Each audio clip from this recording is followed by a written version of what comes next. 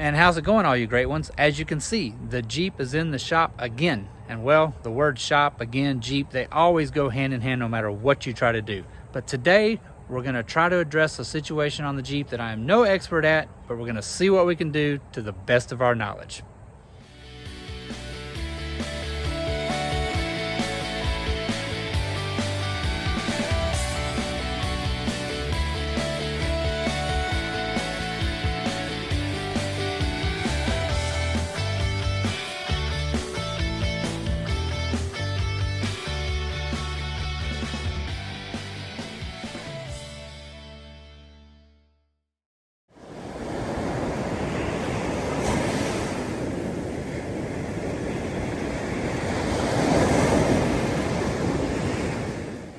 And well, here we are. Man, my shop is a wreck.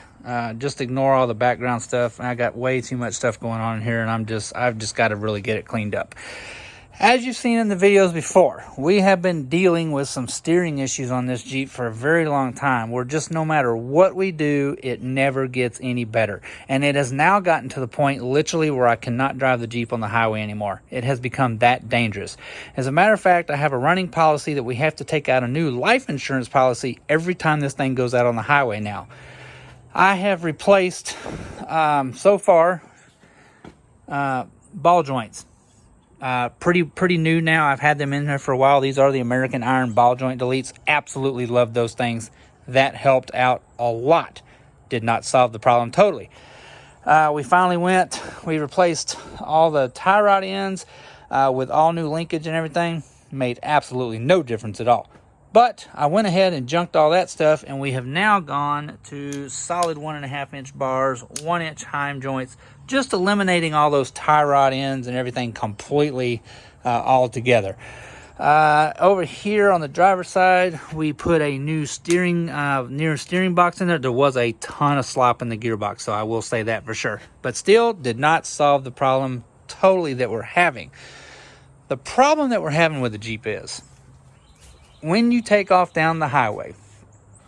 Now, I did have a little bit of a death wobble experience, but that was after I put the linkage on there and the gearbox, and I did not have the toe set on the tires. It was terrible, the toe setting.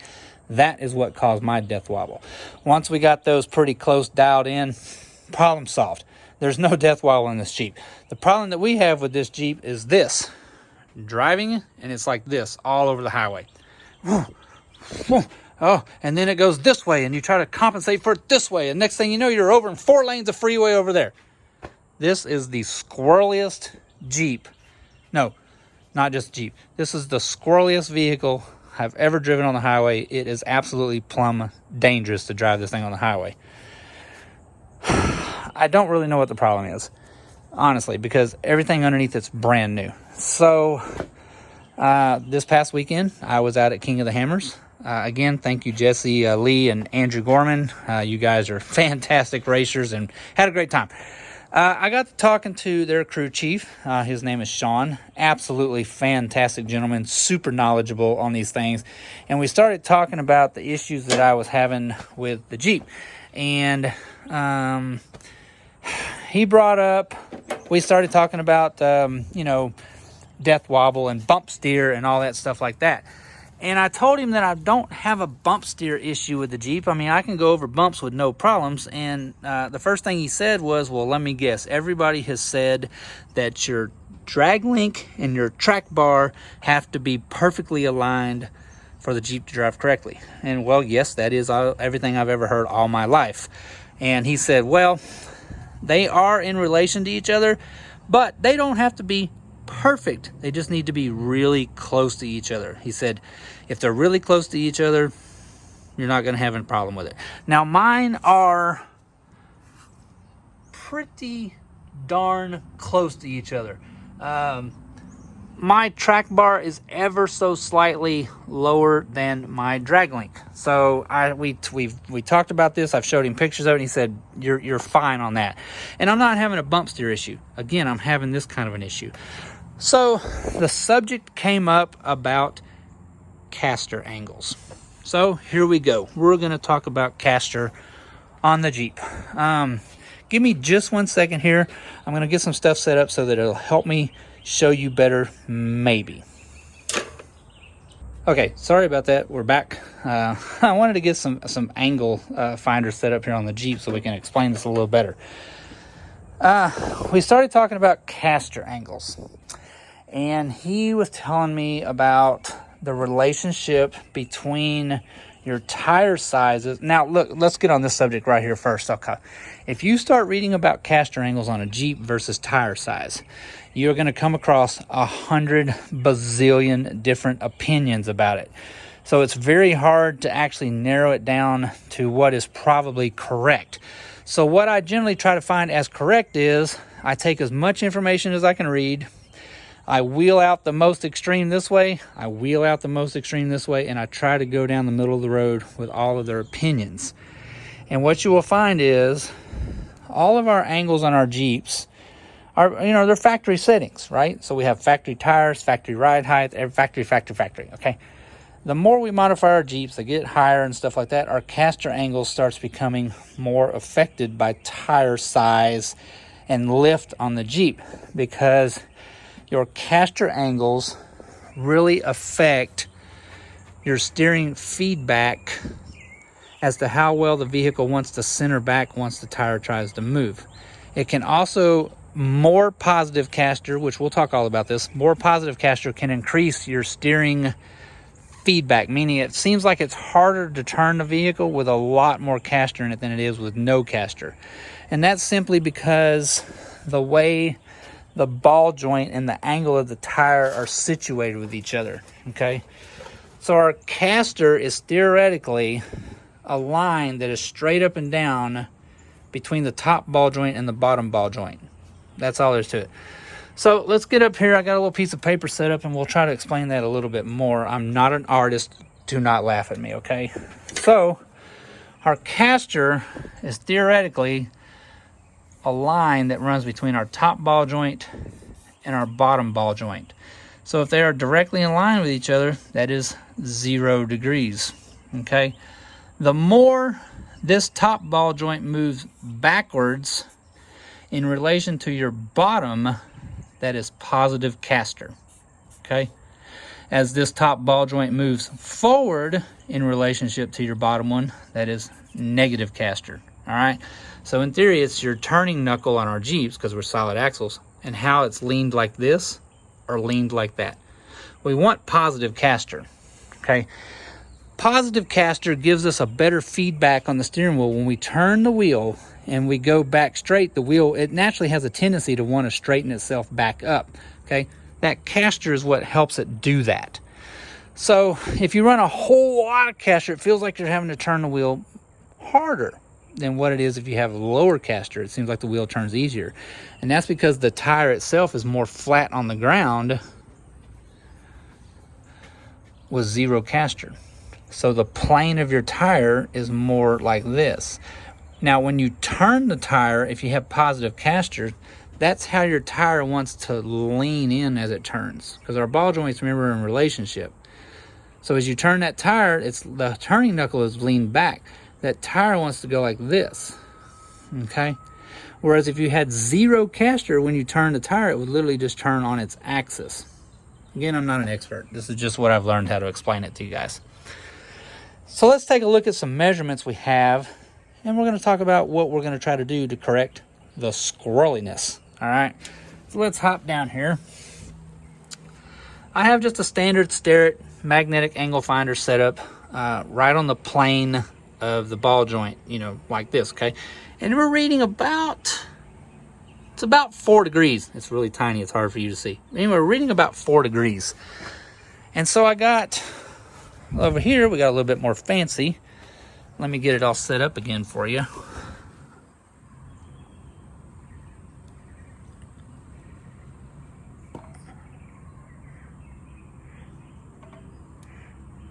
Don't look at my code. Top secret information, All right, so I set my phone up on here on the other side, and we're reading 4 degrees. So that tells me that my good old-fashioned Starrett and my iPhone are actually pretty close to each other. So we're reading about 4 degrees positive camber. I know it says -4, but it's because the iPhone is oriented wrong. We have positive 4 degrees of caster. Our top ball joint is 4 degrees back from the bottom ball joint. All right, so I already know what you're going to say. That's pretty close to being right on the money. Wrong. Okay, here's why. I'll try to explain this also. I have my Jeep sitting on jack stands.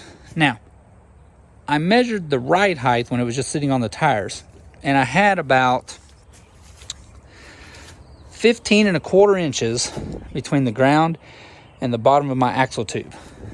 I jacked it up, took the tires off, I set it on jack stands, and I've adjusted it as close as I can get it to that 15, I'm sorry, it was 15¾ from the ground to my axle tube, okay? I've tried to set it as close as I can. There's no fine adjustment on the jack stand, so I'm slightly off higher in the front than I am in the back. Not much, okay? But I'm ever so slightly higher off. Now let me show you something again here. Again, I'm not an artist, don't laugh at me. So this is the back of our Jeep. This is the front of the Jeep, all right? The front is sitting ever so slightly up this way, okay? So my angle down here is affected ever so slightly as thinking it is like this. Okay, we have this spot right here. The further you get away from your 0 point, my back tire, the further you get away from that, that angle becomes exaggerated. There is a formula for figuring that out. If you really wanted to know it, I would try to find it for you, but I'm not a math expert either. So what's happening is the angle that we're reading is actually incorrect. I suspect, again, so as you'll see, if I was to raise the back of the Jeep up, you're going to see what's going to happen. My angle is going to go closer to 0. All right? Get that set back. So I know this is off. I don't know for sure, but I suspect that I'm off about a degree, okay? Which brings my actual corrected caster readings down to about 3 degrees. Again, my iPhone just timed out again naturally as we just walked over here.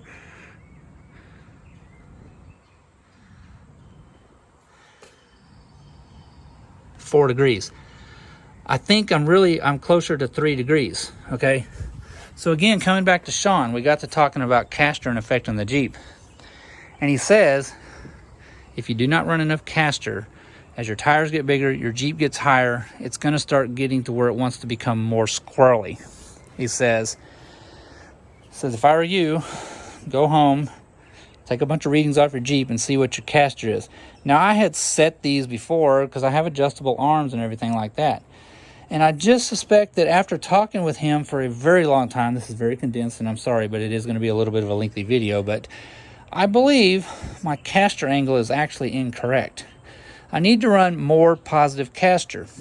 The factory Jeep specs come in anywhere between 4 to maybe 5 degrees at the most, because it's a plus or minus factor in there, okay? With my corrected readings, again, I do not believe I'm really 4 degrees. I know the Jeep is sitting lower in the back. There's no doubt about it. You can kind of visually see it a little bit. Doesn't show real. So what I'm going to do is I'm going to adjust these arms back so that I have about 6 degrees of caster reading on these gauges. It's not going to be 6 degrees. If I read 6 degrees on these gauges, it's going to actually be less. Okay, there's another thing about a solid axle front end, especially on a JK. Let's get back over here to the other side and we'll talk about that for just a second. And that is the degrees of separation between your ball joint reading and your pinion angle. All right? The Dana 44s that come in these Jeeps, 30s also, whatever. Mine's a 2016 JKUR. There is 6 degrees of separation between the pinion angle and what you read out here is caster angle. 6 degrees of separation, all right? In theory, if I am at 0 degrees of pinion angle, I will be 6 degrees out here at the end, right? It's a solid axle. You can't twist one without moving the other. Follow? Let me go again. If I'm at 0 degrees on pinion angle, unless something is broke or wrong, I'm going to have to be 6 degrees out here. All right. So this also tells me, with the numbers that I'm reading, that my pinion angle is actually slightly off also. I'm sorry, slightly off also. We're not at enough pinion angle. I don't know. I don't have any vibration issues or anything like that. The angle between, relation between the shaft and the pinion looks really good. So I know that I'm not worried about screwing up my pinion angle as we go and adjust the caster. I'm plenty safe on my pinion angle not becoming too dynamic to cause an issue. So what we're going to do is we're going to adjust the arms. We're going to get this rolled back a little bit more to where we can read about 6 degrees on our gauges here. And we're going to see if that affects the squirreliness, and hopefully it's going to help this Jeep drive a lot better. So something else I was going to show you up here on my chart, because we were talking about this offset angles right here. I used to work for a seismographic survey company. All right, and all that means is we were glorified surveyors is all we did. But we had a rule when we were surveying about how many degrees we could be off from true center on our survey lines. For example, our survey lines are always straight, all right, like this. Okay, this is where we started. And we would, in theory, we would walk a perfectly straight line, okay? Our lines were sometimes 5 and 6 miles long, okay? If we started out right here perfectly on our line, if we got as much as 1 degree off, okay, guys? 1 degree. That is nothing really. But by the time we went 1 mile, our lines would be 100 feet off. All right? So you don't think 1 degree is very much, but it adds up really quickly the further you get away from your starting point. The further we get away from our rear tire, boom, our angle becomes worse and worse. That's why I say the readings on our gauge here is not correct. You have to be really careful with that if you're doing it like this. You have to make sure the Jeep is perfectly level or know that you're not correct, okay? So back to this again. By the time we got out here to 5 miles and we would turn and go back the other way, we would be over 500 feet off. 1 degree, folks. It adds up really quickly. So, nevertheless, that's enough talking about that for right now. I'm going to get underneath the Jeep. I'm going to get my arms loose. I'm going to make some corrections to them, and we're going to see what our readings are after that. And like I say, I'm going to target for around 6 degrees to see if we can correct some of this stuff. I just believe after talking to Sean that we do not have enough caster in this Jeep, and that's what's affecting us. Now, you may be asking what this is all about. These are just some homemade toe sticks. I just bolt them onto the lug nuts. I can measure across them from front and rear with a tape measure. That's all that was for. It was just to make sure all the toe and everything was correct. I think it's TRD or somebody like that. Actually makes a really nice set of metal ones that can bolt onto these, and they will actually clear your calipers and everything, whereas mine are homemade. I have to take the calipers off to do it. But anyway, it's a really cool way. You just slap a tape measure across there and you can set your toe. Awesome. Anyway, let's get underneath the Jeep. I'm going to get the arms busted loose. I'm going to make a small adjustment to it. Small adjustment. I'm sorry. We're going to go back. Small adjustment, and we'll see what it does to our numbers.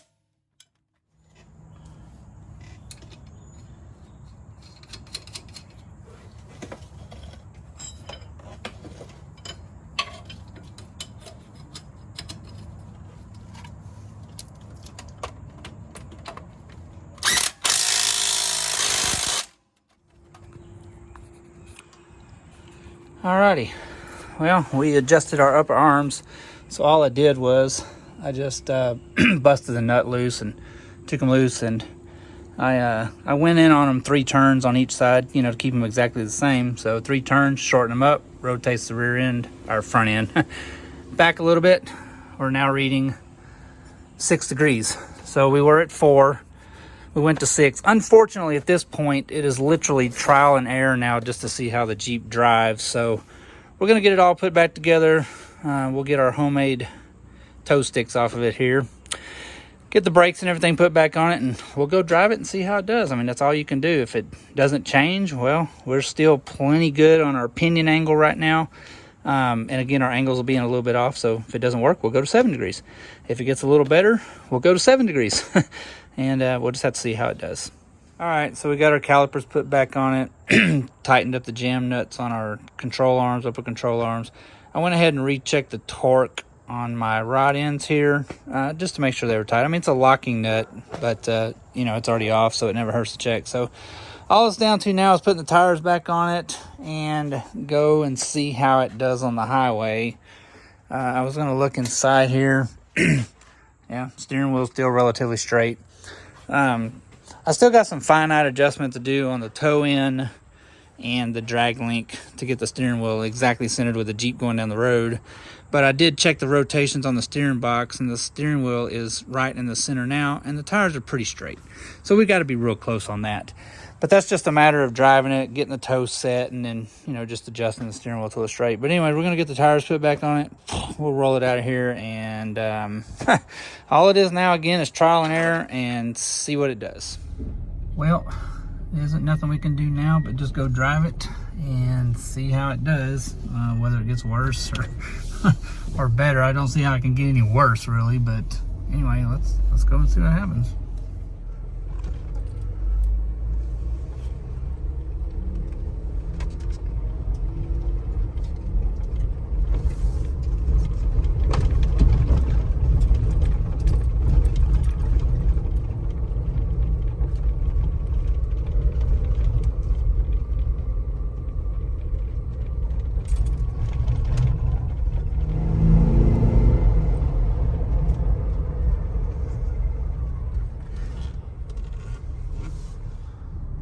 It's a Jeep, you know, we gotta wait for traffic to be cleared for at least a mile.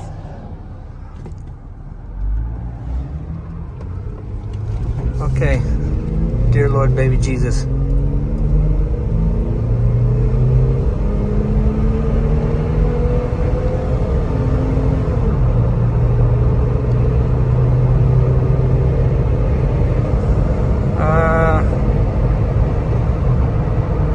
Definitely not worse. That's for sure.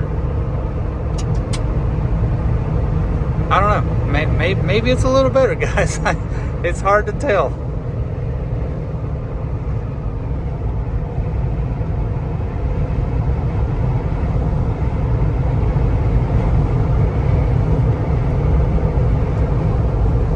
It's definitely got a pull. I know the toe is still a little bit off for sure.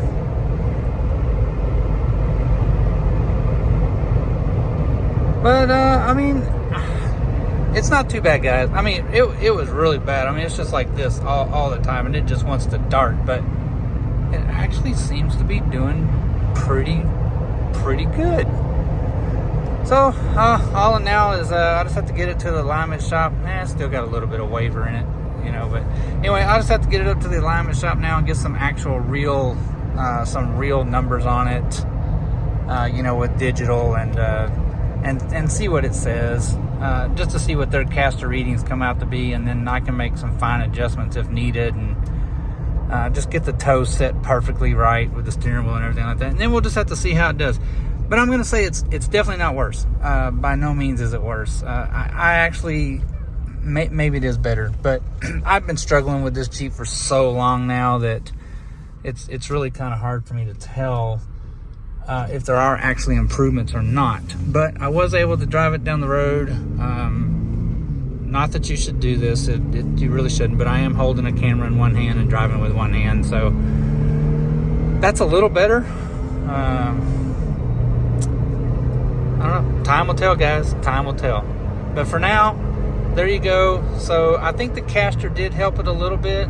It's still a little wavy in the front, but it doesn't seem to want to overcorrect near as bad as what it did before. So, I mean, we're 65, and it seems to be doing all right. And the road's not the smoothest in the world, so there is some pretty good bumps in here, and it seems it's not darting or anything on the bumps. So, which I've never had a problem with bump steer ever in this Jeep, but it's just the squirreliness, man. It gets old, it gets tiring.